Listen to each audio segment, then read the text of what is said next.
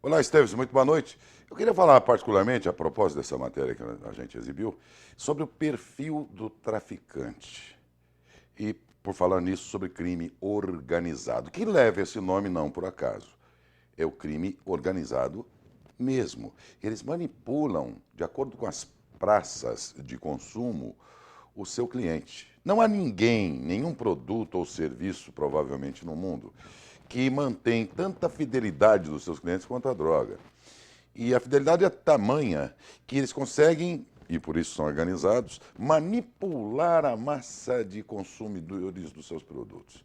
Então você veja, no Rio de Janeiro há regiões lá em que o crack não é aceito. Por quê?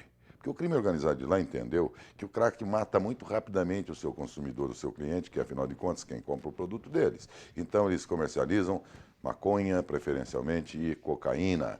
São drogas que dão uma sobrevida, vamos dizer assim, muito maior para os consumidores desses traficantes. São Paulo já é diferente, há um predomínio muito forte do crack, eles não estão nem aí se a clientela vai morrer mais cedo ou não, contanto que compre, até porque é uma droga que chega até as populações mais pobres dos consumidores, mas que para eles, embora pequenos, se tornam também consumidores. E daí vai que é sobretudo na rasteira e na esteira do crack é que vem o traficante, o menor.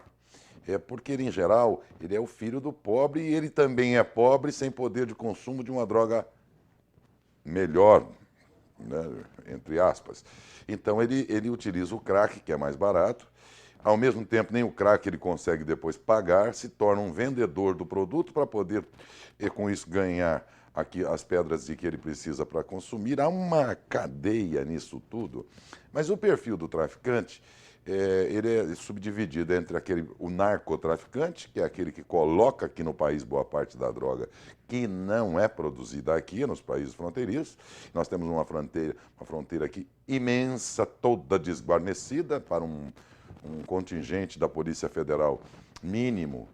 Há uma fronteira monumental que talvez o Exército poderia ajudar a cobrir melhor em tempos de nunca estar participando praticamente de guerras, né? Então, um contingente que poderia estar ajudando lá, até porque isso é uma guerra. Se o Exército só pode entrar nessa briga, ou melhor, o Exército só pode ser acionado em caso de afronta à soberania nacional, a soberania nacional está mais que invadida pelo narcotraficante e a família brasileira. E daí vem para um outro padrão de traficante, que é aquele da distribuição, que igualmente é muito forte, ele está dividido em setores estratégicos, já que o crime é organizado. E, finalmente, nós vamos encontrar o mais comum de todos, aqueles que, em qualquer cidade, no nosso caso, só ontem foram 5 presos, é o traficante, o pequeno traficante. Entre eles estão alguns que até sobrevivem da atividade, outros que, maiores de idade, apenas consomem e para consumir, então fazem essa troca. Eu trabalho e recebo em pedra de crack para sustentar minha própria dependência. E aí vem um outro que também faz o mesmo, mas esse é menor.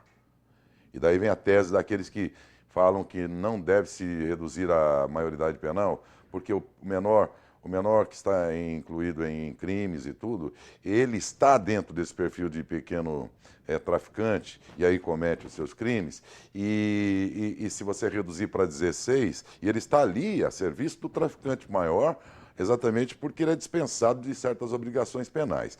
Então, o tráfico usa aquele menor, que terá medo, inclusive, se preso for, de revelar para quem está trabalhando. Ele vai morrer de medo e não vai confessar quem é o patrão dele.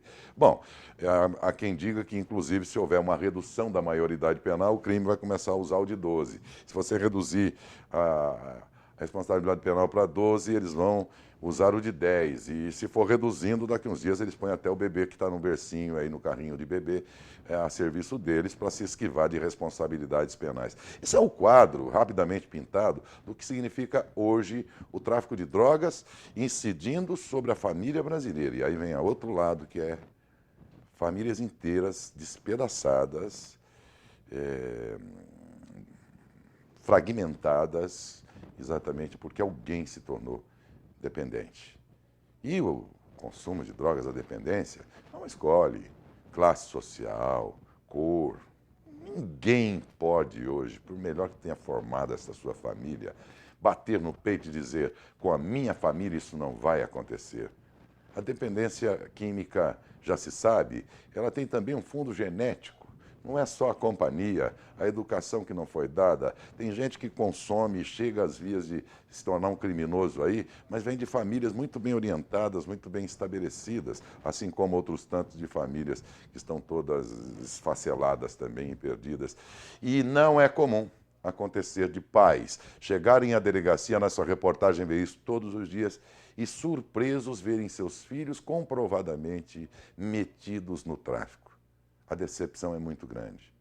Por isso, enquanto as autoridades deveriam começar por uma intensificação das nossas fronteiras, por um trabalho mais intenso da logística desta droga e do traficante, além do que, evidentemente, o próprio trabalho policial que todas as cidades têm de combater esse tráfico já estabelecido dentro de cada uma dessas cidades, vem a tarefa da própria sociedade e da família, de, tanto quanto possível, saber, conhecer. É pelo conhecimento que você poderá defender a si e a sua família. E, nesse sentido, todo o conhecimento será bem-vindo, porque, como dizem, como os traficantes devem, no mínimo, pensar, a droga é bem democrática. Ela não escolhe nenhuma ou não diferencia nenhum dos seus clientes. Apenas serve a cocaína para o consumidor mais rico, o crack para o mais pobre, a maconha para o iniciante, e assim eles demonstram nítida e claramente, diante de uma sociedade em que o Estado se mostra desorganizado, eles, por seu lado, mostram à sociedade que de fato fazem parte do crime organizado e muito bem organizado. Boa noite, Esteves.